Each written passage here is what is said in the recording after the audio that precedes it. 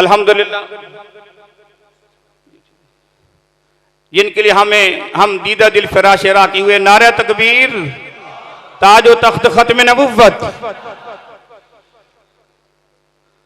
جن کے لیے ہم دیدہ دل فراش را کی ہوئے بخاری شریف کے آخری حدیث کا درس دینے کے لیے میں دعوت دینے جا رہا ہوں۔ عالم اسلام کی عظیم یونیورسٹی جامعہ اشرفیہ لاہور کے استاد الحدیث و ناظم تعلیمات، استاد العلماء، اکابر اور مشائخ صوب یافتہ، تربیت یافتہ حضرت مولانا محمد یوسف خان صاحب دامت برکات العالیہ، ان کی خدمت میں ملتمس ہوں کہ وہ بخاری شریف کی آخری حدیث کا درس ارشاد فرمائیں۔ ونضع الموازين القسط ليوم القيامة وأن أعمال بني آدم وقولهم يوزن. وقال مجاهد رحمه الله تعالى: القسطاس العدل بالرومية. ويقال القسط مصدر المقسط وهو العادل، وأما القاسط فهو الجائر. وبالسند المتصل منا إلى الإمام الحافظ الحجة أمير المؤمنين في الحديث أبي عبد الله محمد بن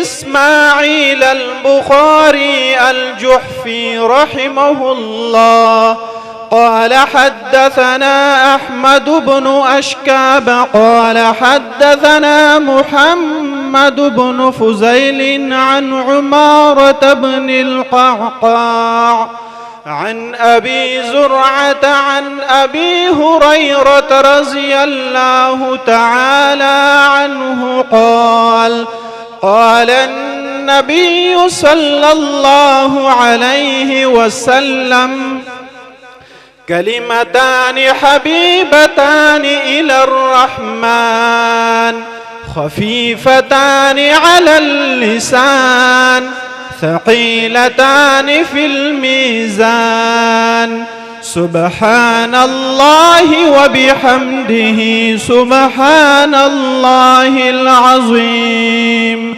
صدق الله العلي العظيم وصدق رسوله النبي الكريم.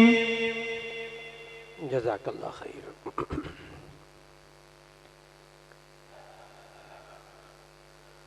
نحمده ونصلي على رسوله الكريم. أما بعد فأعوذ بالله من الشيطان الرجيم. بسم الله الرحمن الرحيم. ونضع الموازين القسط ليوم القيامة. امام بخاری رحمہ اللہ نے کتاب التوحید کا یہ جو آخری باب قائم فرمایا، ابھی آپ نے اس باب کے اندر آنے والی آیت اور پھر اس سے متعلق حدیث آپ نے ابھی سماعت فرمائی۔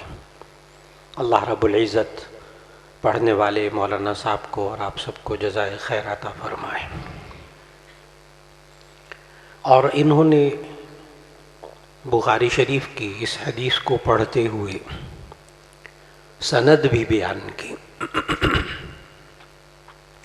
حدیث کے دو حصے ہوتے ہیں، ایک سند ہوتی ہے، ایک متن ہوتا ہے۔ سند کہتے ہیں سلسلۃ الروات کو، راویوں کا جو سلسلہ ہوتا ہے اس کو سند کہتے ہیں، اور جو ارشاد نبوی حدیث کے الفاظ ہوتے ہیں ان کو متن کہتے ہیں۔ آپ نے سند بھی پڑھی، متن بھی پڑھا۔ اور ہمارے ہاں علم حدیث پڑھانے کے لیے جن اساتذہ کو مقرر کیا جاتا ہے، آپ نے بھی جن اساتذہ سے حدیث پڑھی، صرف اس استاد کو حدیث پڑھانے کا اختیار دیا جاتا ہے ہمارے مدارس میں کہ حدیث پڑھانے والے استاد سے لے کر اور خاتم النبیین حضرت محمد صلی اللہ علیہ وآلہ وسلم تک یہ حدیث کس کس نے روایت کی ہے، ایک ایک نام اس کا واضح ہو، پھر کہیں جا کر اس کو مسند حدیث پر بیٹھنے کی اجازت ہوتی ہے۔ ایک ایک راوی کا نام اسے معلوم ہو۔ یہ روایت نبی کریم صلی اللہ علیہ وآلہ وسلم سے لے کر آپ تک کیسے پہنچی۔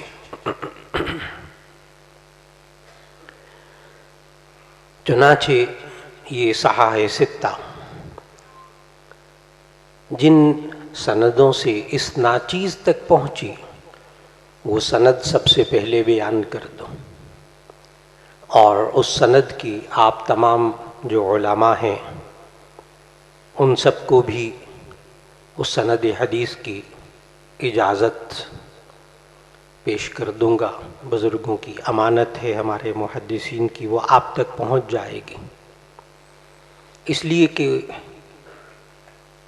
اس ناچیز کی جو حدیث کی سندیں ہیں وہ کل 10 ہیں، اور ان 10 سند حدیث میں بر صغیر کے تمام اکابر محدثین الحمدللہ اس میں آ جاتے ہیں۔ اللہ نے بخاری شریف پڑھنے کی توفیق عطا فرمائی حضرت مولانا محمد مالک کاندھلوی رحمہ اللہ سے۔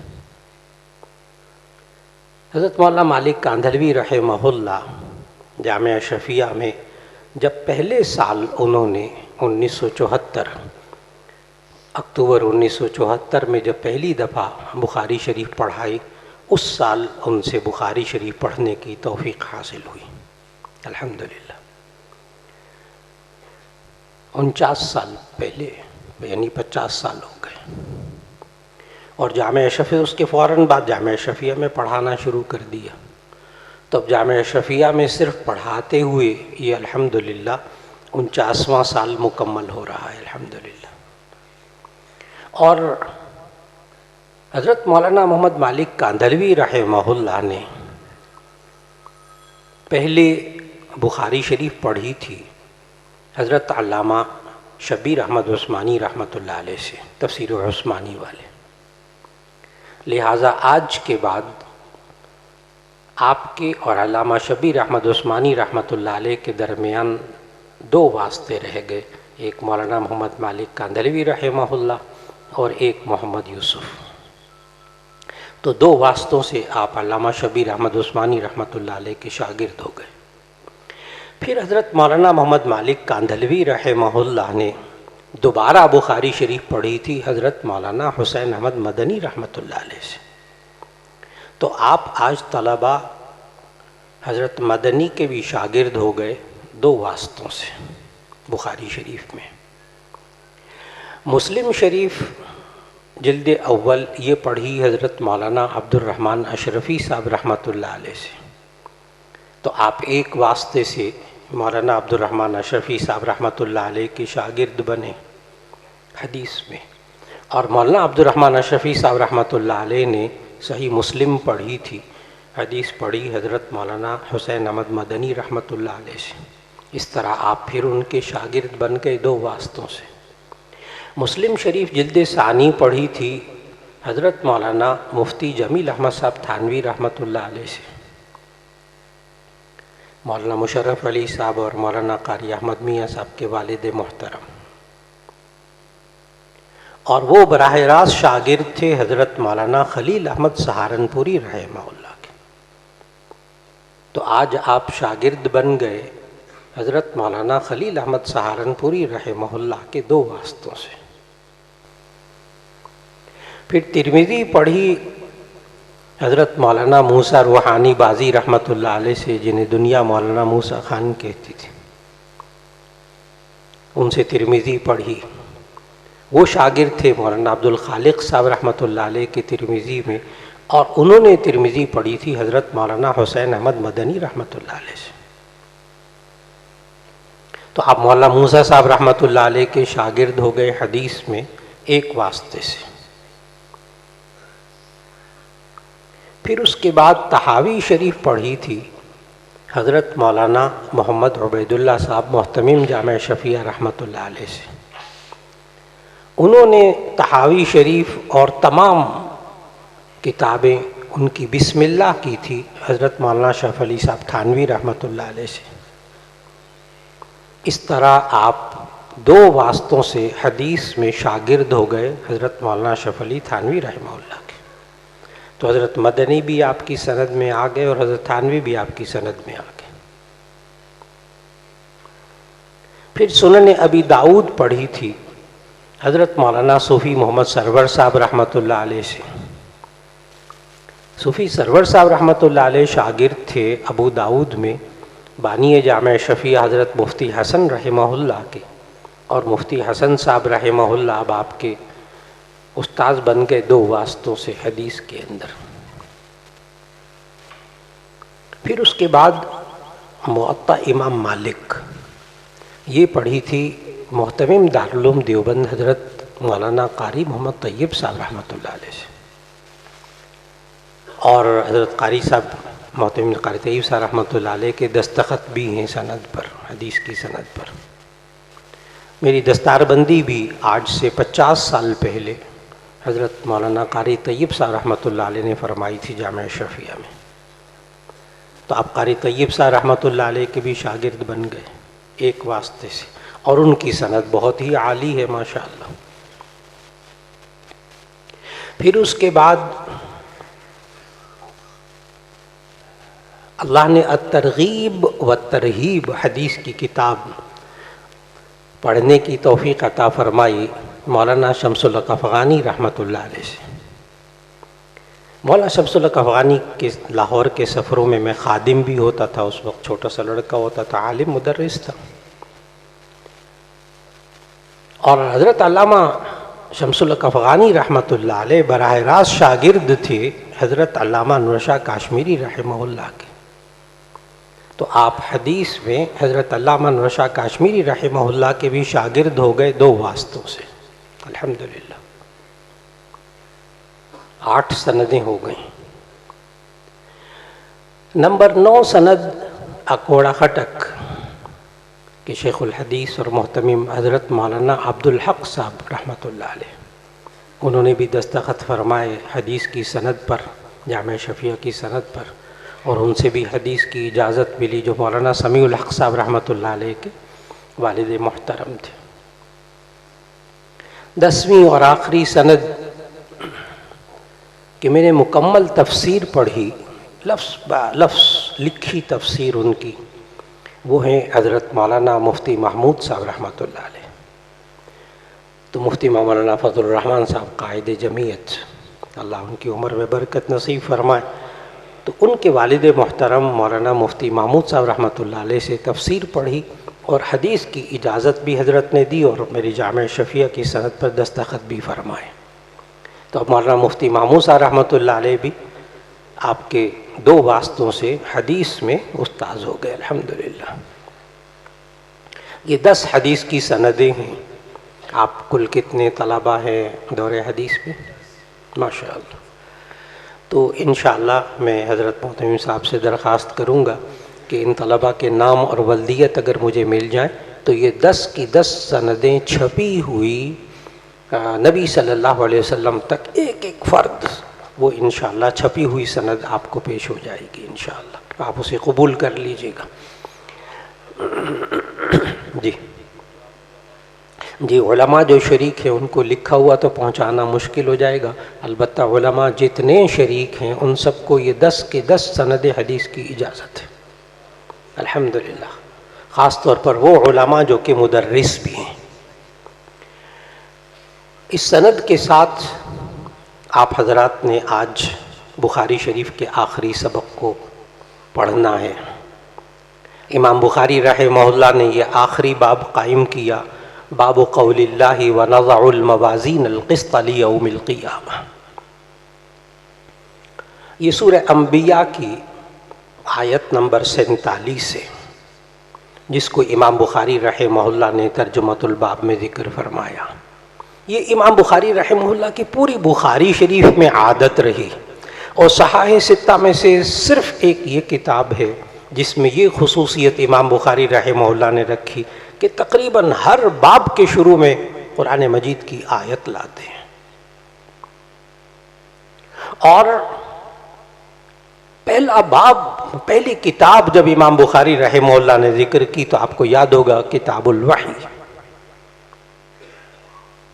اور اس میں پہلی حدیث لائے انما الاعمال بالنیات والی کہ اعمال کا دار و مدار نیت پر ہے. اور پھر اس کے بعد جو پہلا باب قائم کیا وہ بھی آپ کو یاد ہوگا، باب کیف کان بدء الوحی الی رسول اللہ صلی اللہ علیہ وسلم، کہ وحی کا آغاز کیسے ہوا.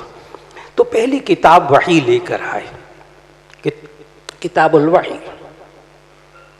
اور وحی کی آپ نے دو قسمیں پڑھی، وحی مطلوب اور وحی غیر مطلوب، واو کے اوپر تشدید پڑھتے ہیں آپ. وحی مطلوب وہ وحی جس کی تلاوت کی جاتی ہے، وحی غیر مطلوب جس کی تلاوت نہیں کی جاتی. آپ علماء کو معلوم، طلباء کو، کہ آپ کو اساتذہ نے پڑھایا وحی مطلوب یہ قرآن مجید ہے اور وحی غیر مطلوب یہ حدیث اور سنہ ہے. اس سے ایک بات واضح ہو گئی کہ قرآن بھی وحی الہی اور سنہ بھی وحی الہی. طے ہو کر لیں یہ بات، پہلے طے کر لیں اچھی طرح. قرآن بھی وحی الہی، آپ نے خود کہا ہے نا اس کو وحی مطلوب وحی غیر مطلوب. قرآن بھی وحی الہی اور حدیث بھی وحی الہی. وہ الگ بات ہے آپ اس کو وحی غیر مطلوب کہتے ہیں.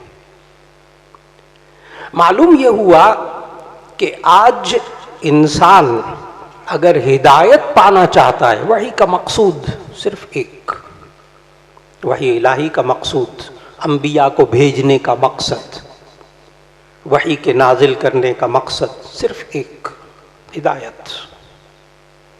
ہدایت، لوگوں کی رہنمائی. پوری کتاب قرآن مجید کتاب ہدایت. الف لام میم ذالک الکتاب لا ریب فیہ ھدی للمتقین. وہ الگ بات ہے کہ یہ کیا پرہیزگاروں کے لیے ہدایت ہے صرف؟ قرآن صرف کیا پرہیزگاروں کے لیے ہدایت ہے، کافروں کے لیے ہدایت نہیں؟ تو اس کا جواب ذہن میں رکھیے گا کہ اللہ تعالیٰ نے خود ہی اس مسئلے کو حل فرما دیا. سورۃ البقرہ کی آیت 186 کے اندر شہر رمضان الذی انزل فیہ القرآن ھدی للناس، کہ رمضان کے مہینے میں جو قرآن نازل کیا ھدی للناس، یہ پوری انسانیت کے لیے ہدایت ہے. اب آپ کے ذہن میں ایک بات پیدا ہوگی، کیونکہ ابھی سبق کا حصہ ہے، پھر عوام کے لیے جو نصیحت والے باتیں ہوں گی وہ سبق کے بعد انشاءاللہ. ابھی یہ سبق کو ذرا تھوڑا سا حل کر لیجیے. جتنی باتیں عوام کو سمجھ میں آ جائیں اس پہ شکر کر لیں. سبق کی جتنی باتیں سمجھ میں آ جائیں اس پر شکر کر لیں، نہ سمجھ میں آئے اس پر صبر کر لیں. دونوں صورتوں میں اجر ملے گا.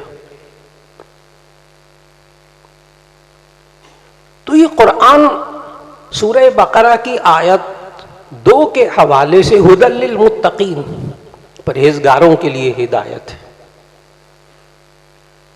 اور سورۃ البقرہ کی آیت 186 میں ھدی للناس، یہ پوری انسانیت کے لیے ہدایت ہے. آپ کو کوئی الجھن محسوس ہو رہی ہے کہ قرآن صرف متقین کے لیے ہدایت ہے یا پوری انسانیت کے لیے ہدایت ہے؟ تو دونوں باتیں قرآن میں موجود سورۃ البقرہ میں. اور اللہ نے انبیاء علیہ السلام کو جو وحی دے کر بھیجا تو اللہ نے قرآن حکیم میں کہا وَلِكُلِّ قَوْمٍ ہاد، ہر قوم کے لیے اللہ نے ہادی بنا کر بھیجا، ہدایت دینے والا بنا کر بھیجا. کسی کو نبی بنا کر بھیجا، کسی کو رسول بنا کر بھیجا. نبی کریم صلی اللہ علیہ وسلم کے صفاتی ناموں میں سے بھی ایک نام ہادی ہے. اگر الہادی ہو، الف لام لگ جائے تو یہ اللہ تعالیٰ کا صفتی نام ہے، اور بغیر الف لام کے نبی صلی اللہ علیہ وسلم کا صفتی نام ہے. تو ہادی نبی صلی اللہ علیہ وسلم ہدایت دینے والے. لیکن ایک آیت میں جا کر آپ کو کچھ وضاحت کرنا پڑے گی۔ نبی صلی اللہ علیہ وسلم ہدایت دینے والے، ہادی کا یہی ترجمہ کرتے ہیں،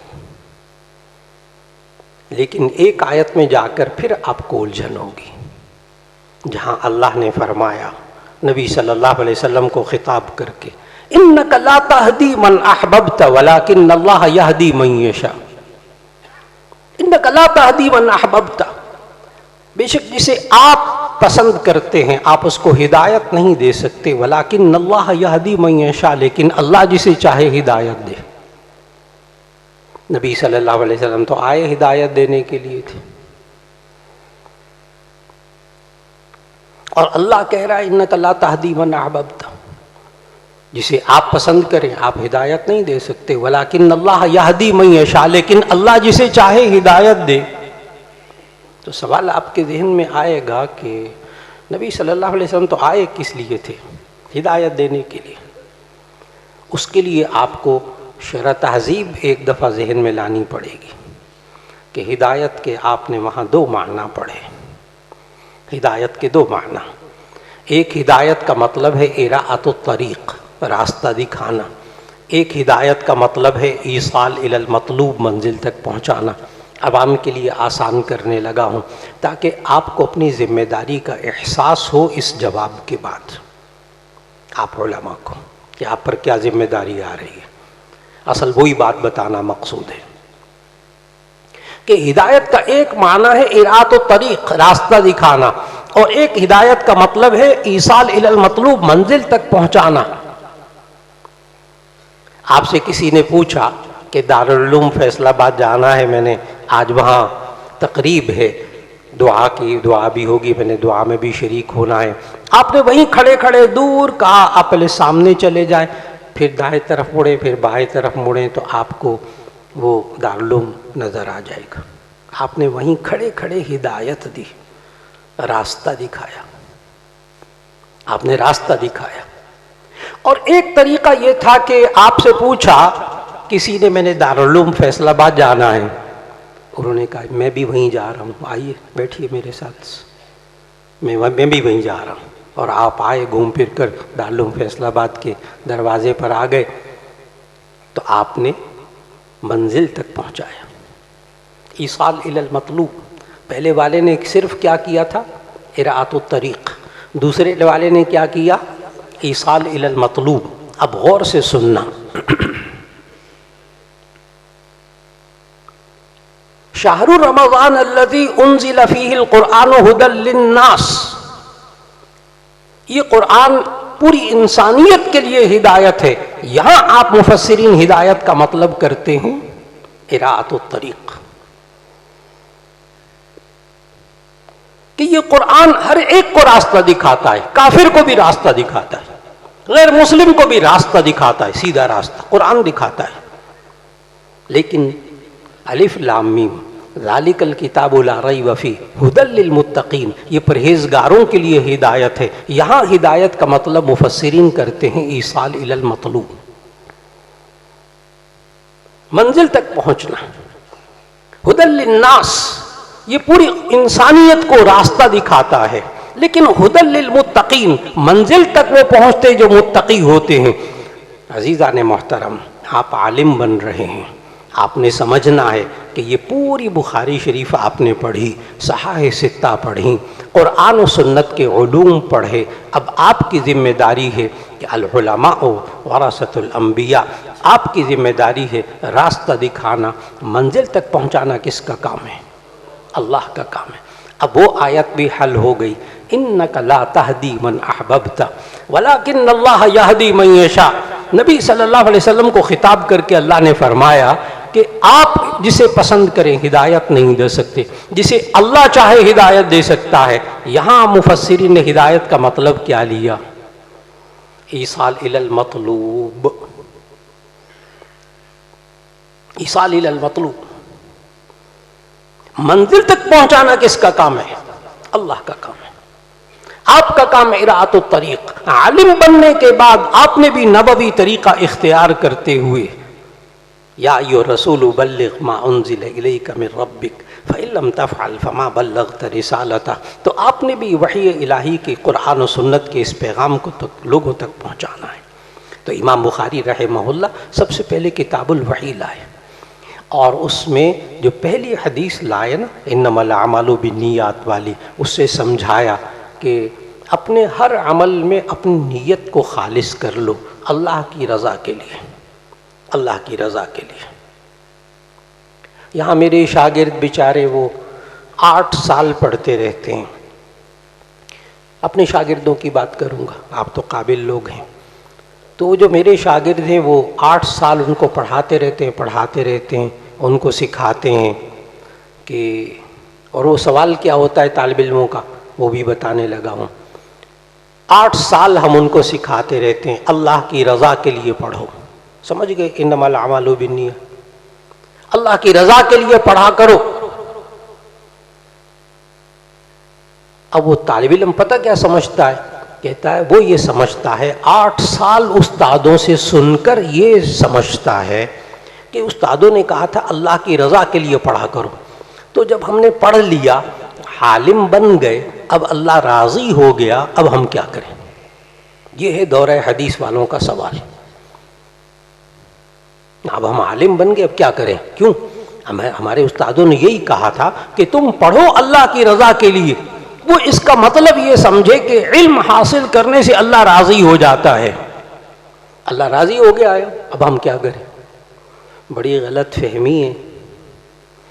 وہ جو کہتے تھے نا اساتذہ آپ کے کہ اس لیے پڑھو کہ اللہ راضی ہو جائے، وہ اخلاص سکھاتے تھے، وہ انما الاعمال بالنیات سکھاتے تھے۔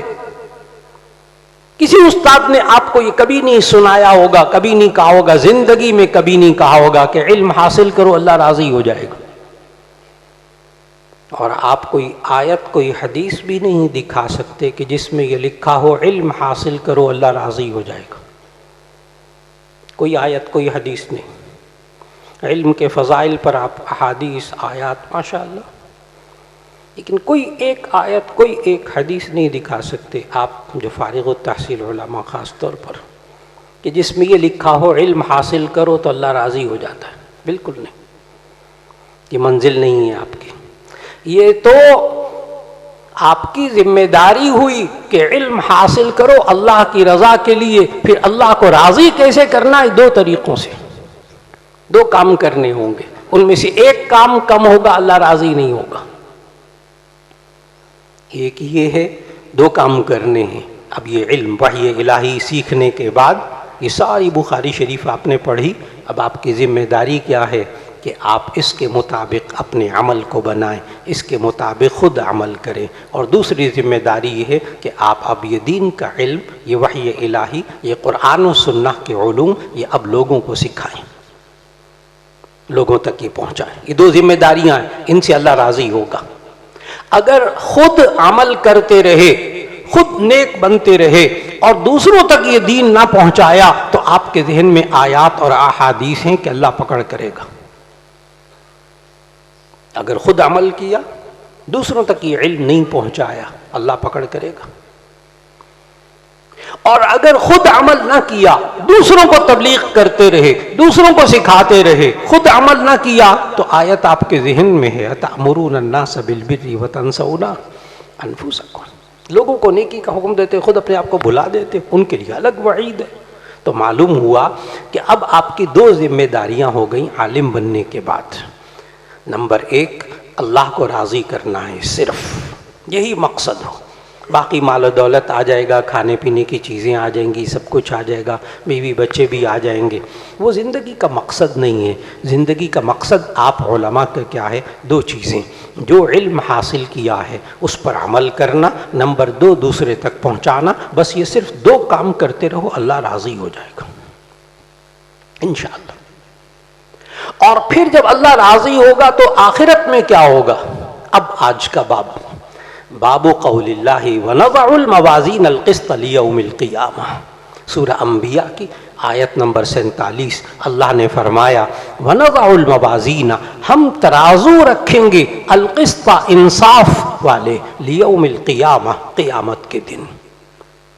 موازین آپ سمجھتے ہیں میزان کی جمع ہے، میزان، درمیان میں واو آ گئی موازین، اصل میں یہ واو اس کی اپنی اصلی ہے، میزان بھی اصل میں میوزان تھا، وزن سے نکلا نا، میوزان تھا، لیکن وہ واو ماقبل کسرہ تھا تو یا میں بدل دیا تو میزان ہو گیا، لیکن جب اس کی جمع بنائی موازین تو پھر واو اصلی واپس آ گئی۔ اب یہ موازین جمع ہے اور القسط اس کی صفت ہے، تو یہاں آپ کے ذہن میں یہ بات آئے گی کہ الموازین جب جمع ہے، مولانا کو جگہ دیجیے، موازین جمع ہے اور القسط اس کی صفت ہے، موصوف صفت میں مطابقت کے لیے آپ نے 10 چیزیں پڑھی ہیں۔ القسط آپ کو واحد نظر آ رہا ہے، موازین جمع نظر آ رہا ہے، تو اس کا جواب محدثین نے یہ دیا کہ اصل میں القسط یہ مصدر ہے، اور مصدر کا اطلاق قلیل پر بھی ہوتا ہے، کثیر پر بھی ہوتا ہے، اس لیے القسط کو موازین کی صفت بنانا بالکل درست ہوا۔ اور آگے پڑھا لیوم القیامہ، لام تعلیل کے لیے، لیوم القیامہ، قیامت کے دن اللہ تعالیٰ یہ ترازو رکھے گا، اور وہاں ہوگا کیا ان ترازو میں، وَأَنَّ أَعْمَالَ بَنِي آدَمَ وَقَوْلَهُمْ يُوزَنُ، بنی آدم کے اعمال تولے جائیں گے اور ان کے اقوال تولے جائیں گے۔ آپ نے پڑھا، بار بار پڑھا، اساتذہ نے آپ کو بتایا، یہ اوپر نون لکھا ہوتا ہے لمبا سا عبارت کے اوپر، تو نون یہ نسخے کا مخفف ہے، یعنی بخاری شریف کے ایک نسخے میں قولہم لکھا ہے، ایک نسخے میں اقوالہم لکھا ہے۔ اقوالہم لکھا ہو تو بات تو بالکل درست کہ اعمال بنی آدم و اقوالہم یوزن، لیکن جب قول ہوگا تو اس پر پھر آپ کے ذہن میں بات آئے گی کہ اعمال جمع کا صیغہ لائے لیکن قول آگے واحد لے کر آئے، تو اس کا پھر جواب ذہن میں رکھیے گا کہ قول بھی مصدر ہے، اور مصدر کا اطلاق قلیل پر بھی ہوتا ہے، کثیر پر بھی ہوتا ہے۔ ترجمہ یہی کریں گے، وَأَنَّ أَعْمَالَ بَنِي آدَمَ وَقَوْلَهُمْ يُوزَنُ، بنی آدم کے اعمال بھی تولے جائیں گے، اقوال بھی تولے جائیں گے۔ جو ہم کرتے ہیں، عوام کے لیے یہ جملہ، جو ہم کرتے ہیں وہ بھی تولا جائے گا، جو ہم کہتے ہیں وہ بھی تولا جائے گا۔ بہت سے لوگوں کے ذہن میں یہی ہوتا ہے کہ ہم جو کرتے ہیں نا بس وہی تولا جائے گا، اسی کا حساب کتاب ہوگا۔ چنانچہ ایک صحابی کے ذہن میں بھی یہی بات تھی، ان صحابی نے نبی صلی اللہ علیہ وسلم سے پوچھ لیا، یا رسول اللہ صلی اللہ علیہ وسلم، کیا ہم جو دن بھر بولتے ہیں کیا یہ ہمارا کلام بھی تولا جائے گا؟ تو اس پر آپ کو وہ حدیث یاد ہوگی کہ نبی صلی اللہ علیہ وسلم نے فرمایا، ہاں جو تم بولتے ہو یہ بھی تولا جائے گا۔ پھر فرمایا کہ بہت سے لوگ اسی زبان کی وجہ سے اوندھے منہ جہنم میں ڈالے جائیں گے۔ معلوم ہوا انسان کو اپنی زبان بھی درست کرنی ہے، اپنے اعمال بھی درست کرنے ہیں۔ اور پھر آگے امام بخاری رحمہ اللہ نے فرمایا، وقال مجاہد القسطاس العدل بالرومیہ، حضرت مجاہد رحمہ اللہ، امام بخاری رحمہ اللہ، تابعین کے بھی جو فقیہ، محدث اور مفسر ہوتے ہیں، ان تابعین کے بھی اقوال نقل کرتے ہیں۔ حضرت مجاہد رحمہ اللہ کے قول کو نقل کر کے فرمایا، القسطاس العدل بالرومیہ، کہ قسطاس یہ رومی زبان میں انصاف کو کہتے ہیں۔ آیت میں لفظ قسط آیا، اور لفظ قسطاس کے بارے میں بھی امام بخاری رحمہ اللہ نے واضح کیا، کیونکہ قرآن مجید میں لفظ قسطاس بھی موجود، سورہ شعراء کی آیت نمبر 182 میں لفظ قسطاس بھی موجود، وزنوا بالقسطاس المستقیم، تم انصاف والے ترازو سے تولا کرو، تو قسطاس بھی قرآن مجید میں موجود۔ اب آپ نے ایک بات کی طرف توجہ رکھنی ہوگی کہ یہاں امام بخاری رحمہ اللہ نے فرمایا نقل کرتے ہوئے کہ قسطاس یہ رومی زبان کا لفظ ہے، اور میں نے بتایا کہ قرآن میں یہ لفظ آیا، قرآن میں یہ لفظ آیا وزنوا بالقسطاس المستقیم، تو کیا قرآن میں رومی زبان کے الفاظ بھی ہیں؟ کیا قرآن میں غیر عربی الفاظ بھی ہیں؟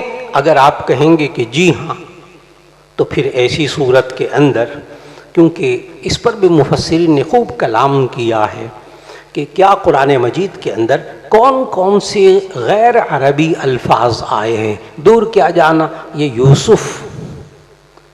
یوسف خود عبرانی زبان کا لفظ ہے، یہ بھی عربی زبان کا ہے ہی نہیں. حضرت یعقوب علیہ السلام کی زبان عبرانی تھی، انہوں نے اپنی زبان میں اپنے بیٹے کا نام یوسف رکھا. یوسف کا معنی عربی میں ہے مزید اور زیادہ اور زیادہ. یوسف نام رکھ دیں تو اس کے بعد جو اور اولاد اللہ تعالیٰ عطا فرماتا ہے. اور قربان جائیے حضرت مولانا مفتی زین العابدین صاحب رحمۃ اللہ علیہ پر.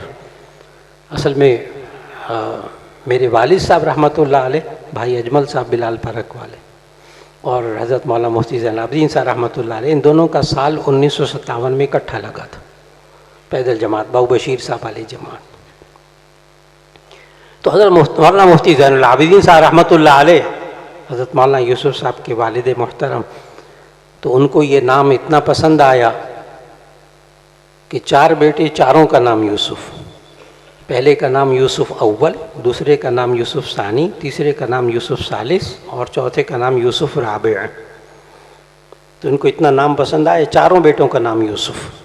تو یوسف بھی عبرانی زبان کا لفظ، یہ بھی عربی کا نہیں ہے.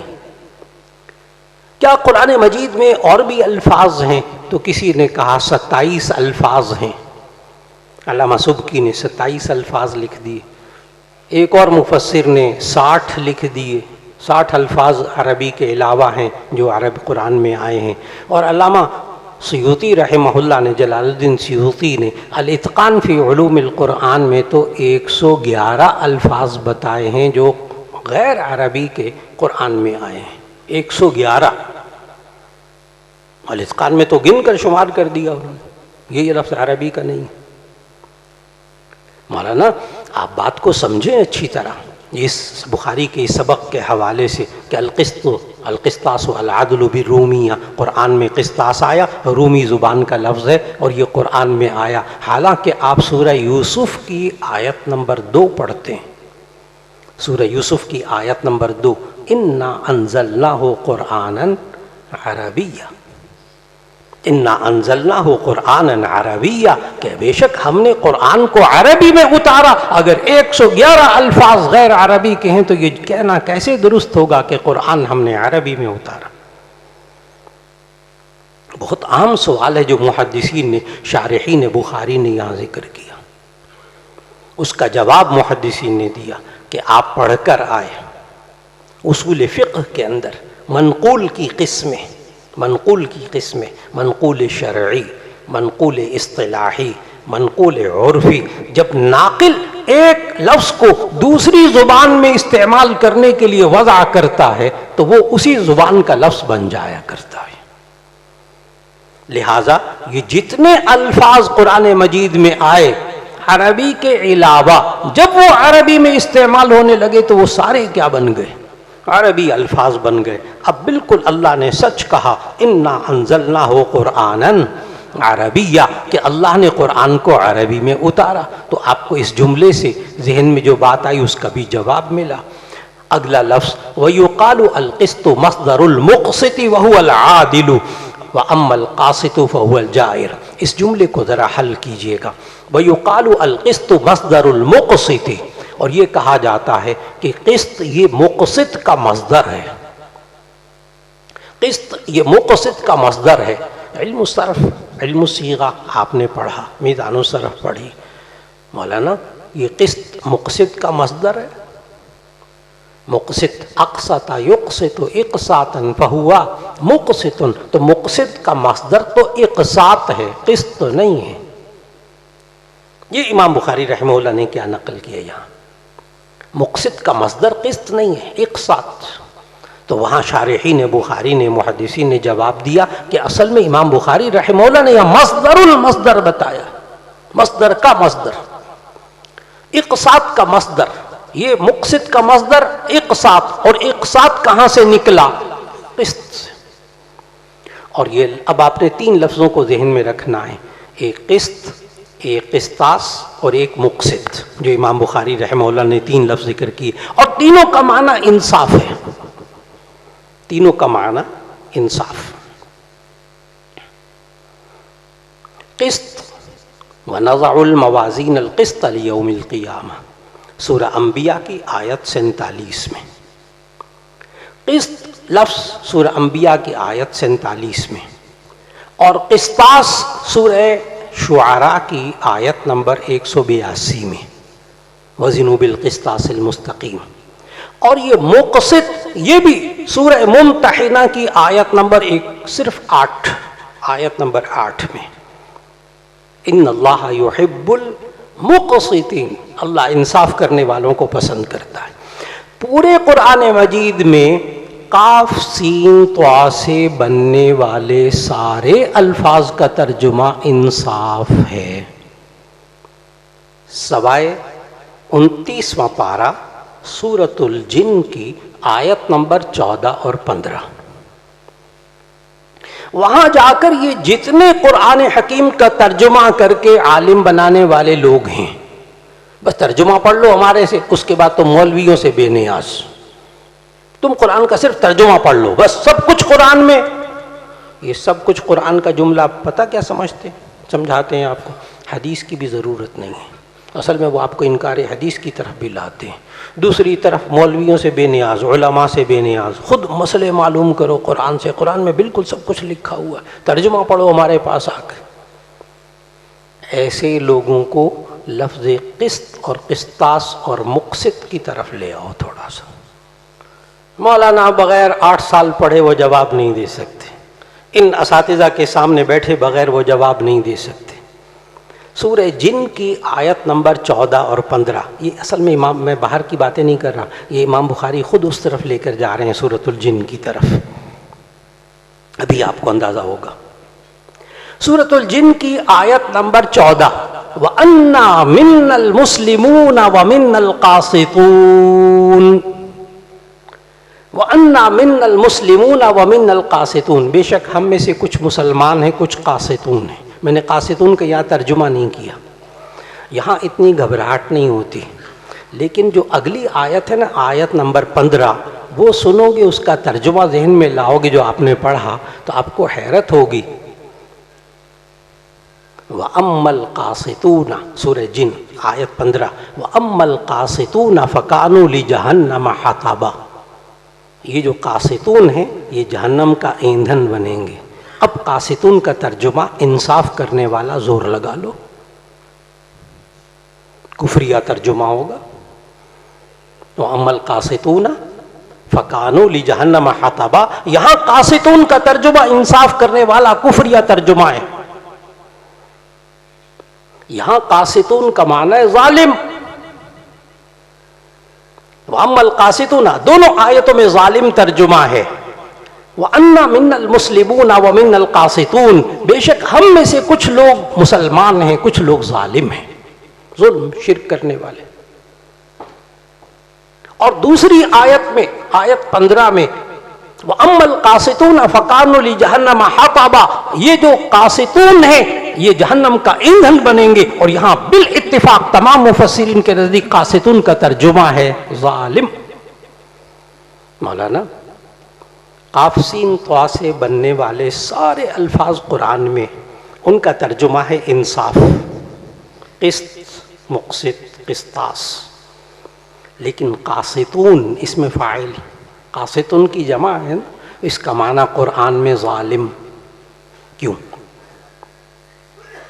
اس بات کی طرف اشارہ کیا امام بخاری رحمہ اللہ نے، سورۃ الجن کی آیت 14 اور 15 کی طرف اشارہ کیا. لفظ دیکھو کتاب کے اندر، وَأَمَّا الْقَاسِطُ وَهُوَ الْجَائِرُ، وَأَمَّا الْقَاسِطُ وَهُوَ الْجَائِرُ، کہ قاسط یہ ظالم کو کہتے ہیں. سمجھ گئے؟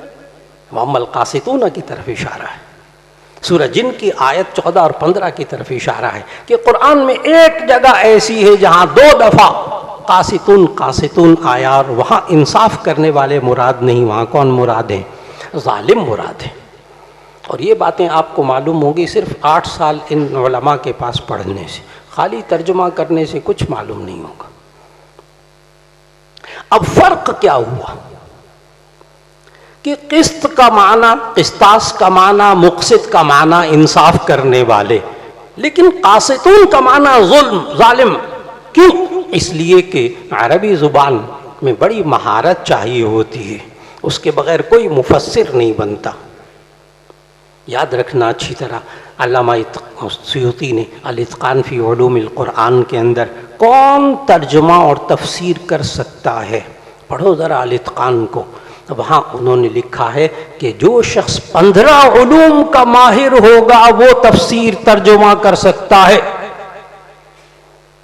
یہ تھوڑے حضرت میں اب ریٹائر ہو گیا ہوں 20ویں گریڈ سے، آج کل میں تفسیر لکھ رہا ہوں، انا للہ و انا الیہ راجعون۔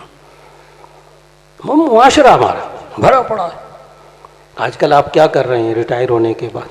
جی میں وہ 20ویں گریڈ سے ریٹائر ہوا تھا، D S P S P اور پتہ نہیں کیا کیا فلاں فلاں جگہ میں رہا، اور اب میں تفسیر لکھ رہا ہوں۔ میں نے آگے پڑھا انا للہ و انا الیہ راجعون۔ مولانا 15 علوم کا ماہر ہوگا تو وہ تفسیر کر سکتا ہے، اور یہ 15 کے 15 علوم آپ کو درس نظامی میں پڑھائے جاتے ہیں۔ الاتقان میں علامہ سیوطی نے 15 علوم لکھے۔ وہ شخص تفسیر کا ماہر ہو، اصول تفسیر کا ماہر ہو، حدیث کا ماہر ہو، اصول حدیث کا ماہر ہو، فقہ کا ماہر ہو، اصول فقہ کا ماہر ہو، وہ علم تاریخ کا ماہر ہو، وہ علم الناسخ والمنسوخ کا ماہر ہو، وہ علم القراءت کا ماہر ہو، وہ علم معانی بیان بدیع کا ماہر ہو، وہ علم الاشتقاق کا ماہر ہو، وہ علم الصرف کا ماہر ہو، وہ علم النحو کا ماہر ہو۔ ان 15 علوم کے بغیر قرآن کو ترجمہ اور تفسیر کرتے ہوئے، نیا ترجمہ نئی تفسیر لکھتے ہوئے ہاتھ بھی نہ لگائے، ہاتھ بھی نہ لگا۔ یہ وہ 15 علوم ہے جو آپ کو پڑھائے جاتے ہیں۔ ان 15 علوم کو پڑھنے کے بعد پھر کہتے ہیں اب آپ تفسیر بیان کر سکتے ہیں، اب آپ درس دے سکتے ہیں قرآن کا۔ یہ ہے ان علماء کی شان۔ تو عوام کو بتانا چاہتا ہوں مدارس میں کیا ہوتا ہے، قرآن و سنت، قرآن و سنت، ان دونوں کو اور ان سے متعلق علوم کو پڑھایا جاتا ہے کہ یہی ہدایت ہے، یہی کتاب ہدایت ہے، اور اسی سے آپ نے سمجھنا ہے باتوں کو۔ اور ہدایت کی ضد ہے گمراہی، یہ اللہ نے خود قرآن مجید میں بتایا۔ اب آپ نے پورا سمجھا وحی الہی اللہ نے کیوں نازل کی؟ ہدایت کے لیے۔ نبی صلی اللہ علیہ وسلم کیا تھے؟ ہادی۔ اللہ بھی ہدایت دیتا ہے یعنی منزل تک پہنچاتا ہے۔ نبی صلی اللہ علیہ وسلم ہدایت دینے والے تھے یعنی کیا کرنے والے تھے؟ راستہ دکھانے والے تھے۔ اور یہ انسان جب اپنی پوری زندگی قرآن و سنت کے مطابق گزارتا ہے تو وہ ہدایت پاتا ہے۔ عوام بڑے غور سے اس بات کو سنیں، کیونکہ آج ایک بہت بڑا سوال ہے، لمحہ فکریہ ہے۔ ماں باپ کے ذہن میں جب اولاد جوان ہونے لگتی ہے تو ان کے ذہنوں میں آج ایک سوال ہے، مولانا ہم اپنی اولاد کو گمراہی سے کیسے بچائیں؟ بڑا گہرا سوال ہے، آج کی نشست سے اس کا جواب لے کر جائیے گا کہ اپنی اولاد کو، اپنے آپ کو، اپنے گھر والوں کو، اپنے بچے اور بچیوں کو ہم گمراہی سے کیسے بچائیں؟ تو میں نے بتایا کہ گمراہی کی ضد کیا ہے؟ ہدایت۔ ہدایت کی ضد کیا ہے؟ گمراہی۔ یہ اللہ نے خود قرآن مجید میں بتائی، یضل بہ کثیرا ویہدی بہ کثیرا۔ وہ اسی کے ذریعے بہتوں کو ہدایت دیتا ہے اور بہت سے لوگوں کو گمراہ کرتا ہے۔ تو ہدایت اور گمراہی، گمراہی سے بچانے کے لیے آپ کو ہدایت چاہیے، سیدھے راستے کی رہنمائی چاہیے۔ اور نبی کریم صلی اللہ علیہ وسلم کو بڑی فکر تھی اس بات کی کہ میرے بعد میری امت کہیں گمراہ نہ ہو جائے۔ اور اب نبی کوئی آنا نہیں، اب نبی کوئی نہیں آئے گا، اب تو آخری نبی حضرت محمد مصطفیٰ صلی اللہ علیہ وسلم ہے۔ ختم نبوت پر ہمارا عقیدہ ہے۔ ایسی صورت کے اندر نبی صلی اللہ علیہ وسلم کو بہت فکر تھی کہ میرے بعد میرے امتی کہیں گمراہ نہ ہو جائیں۔ نبی صلی اللہ علیہ وسلم نے اس سوال کا جواب، اس فکر کا جواب ایک حدیث میں دے دیا۔ بڑے غور سے عوام سنیں گے، ان کو سمجھ میں بھی آئے گے انشاءاللہ۔ نبی صلی اللہ علیہ وسلم نے فرمایا ترکت فیکم امرین ترکت فیکم امرین لن تضلوا بعدی ان تمسکتم بہما کتاب اللہ و سنت رسولہ او کما قال علیہ الصلاۃ والسلام. ترکت فیکم امرین، میں تمہارے درمیان دو چیزیں چھوڑ کر جا رہا ہوں. ترکت فیکم امرین، میں تمہارے درمیان دو چیزیں چھوڑ کر جا رہا ہوں. لن تضلوا بعدی ان تمسکتم بہما، اگر تم نے ان کو مضبوطی سے پکڑے رکھا، لن تضلوا بعدی، تم میرے بعد ہرگز گمراہ نہیں ہوگے. آپ سمجھتے ہیں لام نون تاکید، نفی تاکید بلند کا صیغہ، ہاں پرزور تاکید نفی کی. لن تضلوا بعدی، تم میرے بعد ہرگز گمراہ نہیں ہوگے. کب؟ ان تمسکتم بہما، اگر ان دونوں کو مضبوطی سے تھامے رکھو گے، ایک کتاب اللہ اور ایک سنت رسول اللہ صلی اللہ علیہ وآلہ وسلم. اب آپ کو جواب مل گیا، پورے مجمع کو جواب مل گیا کہ ہم اپنے بچے اور بچیوں کو گمراہی سے کیسے بچا سکتے ہیں. اس کا جواب ہے صرف ایک، قرآن اور سنت کے ساتھ آپ اپنے بچوں کو جوڑی، اپنے آپ کو اور بچوں کو اور اپنے گھر والوں کو قرآن و سنت کے مطابق ان کے اعمال کو رکھیے، یہ ہدایت پر ہوں گے. اور جس کا کوئی عمل قرآن اور سنت کے خلاف ہوگا وہ گمراہی میں ہوگا. بہت سے عوام میں سے نا بیچارے گمراہی کو نہیں سمجھتے، اس لیے اس سے بچنے کی کوشش بھی نہیں کرتے. عجیب بات بتانے لگا ہوں، اگر آپ کا بچہ جھوٹ بولتا ہے، وہ چھوٹی چھوٹی باتیں، آپ کا بچہ جھوٹ بولتا ہے تو یہ گمراہی میں ہے. اس مسئلے میں جھوٹ بولتا ہے تو یہ گمراہی کے راستے پر ہے. آپ کا بچہ چوری کرتا ہے تو یہ گمراہی کے راستے پر ہے. بچہ ماں باپ کو ستاتا ہے تو یہ گمراہی کے راستے پر ہے. بچہ دوسروں کو دکھ دیتا ہے، یہ گمراہی کے راستے پر ہے. بہت اچھی طرح باتوں کو سمجھیے گا، میں نے چھوٹی چھوٹی مثالیں دی ہیں. ہدایت پر کب ہوگا؟ جب اس کا ایک ایک عمل قرآن و سنت کے مطابق ہوگا. اس لیے پورے مجمع سے گزارش کروں گا کہ آج آپ کو یہ سمجھ میں آیا کہ مدارس میں کیا ہوتا ہے، قرآن و سنت کی تعلیم دی جاتی ہے، اور مقصود کیا ہوتا ہے؟ صرف اور صرف اور صرف ہدایت. یقین جانیں کہ آپ میں سے جس سرپرست نے اپنے بچے اور بچیوں کو قرآن و سنت کے ساتھ جوڑا ہوا ہے، الحمدللہ وہ ہدایت پر ہیں. جس کا عمل قرآن و سنت کے مطابق ہے انشاءاللہ وہ ہدایت پر ہے. اور اب جب آپ کے اعمال ہدایت کے مطابق ہو جائیں گے، آپ کی سوچیں، آپ کا ایمان، آپ کے عقیدے قرآن و سنت کے مطابق ہوں گے، تو پھر آپ کے اقوال اور اعمال دونوں کو تولا جائے گا. اور آخر میں آج آپ نے حدیث پڑھی عن ابی ہریرہ رضی اللہ عنہ قال النبی صلی اللہ علیہ وسلم کلمتان حبیبتان الی الرحمن، دو کلمے رحمان کو بہت محبوب ہیں. دو کلمے رحمان کو بہت محبوب ہیں. حبیب فعیل بمعنی مفعول کی، محبوب. حبیبتان الی الرحمن، دو کلمے رحمان کو بہت محبوب ہیں. خفیفتان علی اللسان، زبان پر بہت ہلکے ہیں. ثقیلتان فی المیزان، میزان عمل میں بہت وزنی ہوں گے. آپ کے شیخ بخاری جن اساتذہ نے آپ کو بخاری پڑھائی، اللہ ان کی عمر میں برکت نصیب فرمائے، وہ سارا سال آپ کو ایک بات سکھاتے رہے کہ اس حدیث کا، اس روایت کا ربط ترجمۃ الباب سے کیا ہے، اس کی مناسبت ترجمۃ الباب سے کیا ہے. احادیث میں تلاش کر کے وہ آپ کو بتاتے رہے.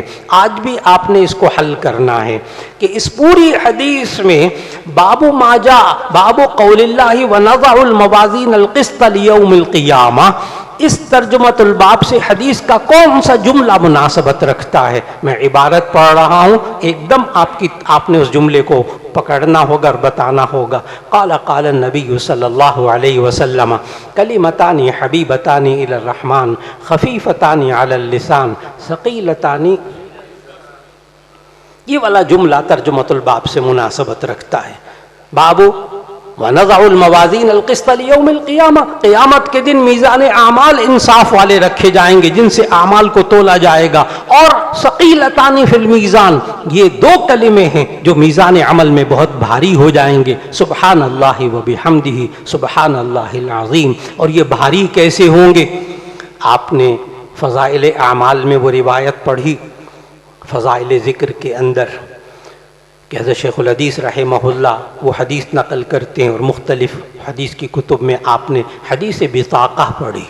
حدیث بطاقہ، آپ کو معلوم محدثین خاص حدیثوں کے نام ایک خاص انداز سے رکھتے ہیں. یہ حدیث بطاقہ مشہور ہے. محدث بطاقہ کاغذ کا ٹکڑا، کہ ایک شخص ایسا ہوگا، حدیث میں آیا کہ ایک شخص ایسا ہوگا کہ اس کا نامہ اعمال، اس کے تمام اعمال تولے جا رہے ہوں گے، تو اس کے گناہوں والا پلڑا بھاری ہو جائے گا اور اسے یقین ہو جائے گا کہ اب جہنم میں جانا پڑے گا. لیکن ایک دم کاغذ کا ٹکڑا اڑتا ہوا آیا اور وہ اس کے نیک اعمال کے پلڑے میں ایک کاغذ کا ٹکڑا رکھا گیا، ایک دم وہ بھاری ہو گیا اور وہ جنت میں چلا گیا.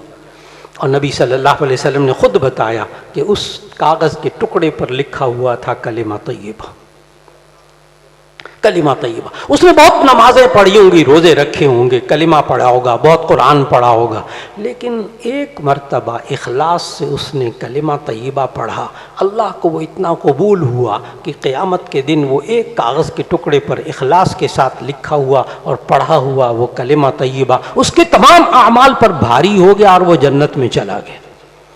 اب میری درخواست ہے، جب وہ ایک کلمہ اتنا بھاری ہو گیا تھا میزان عمل میں، تو ایسی صورت میں اگر ہم یہ 2 کلمے 3 بار پورا مجمع پڑھ لے، کوئی زبان خالی نہ رہے، خالص اللہ کے لیے پڑھ لیجئے، تاکہ آج دارالعلوم فیصل آباد میں اس تقریب کے حوالے سے آپ نے اخلاص کے ساتھ یہ 2 کلمے پڑھے ہوں اور یہ لکھا ہوا کاغذ کا ٹکڑا قیامت کے دن نامہ اعمال میں آ جائے تو اللہ ہم سب کی مغفرت کر دے گا انشاءاللہ.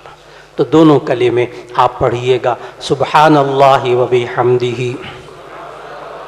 سبحان اللہ العظیم، سبحان اللہ و بحمدہ،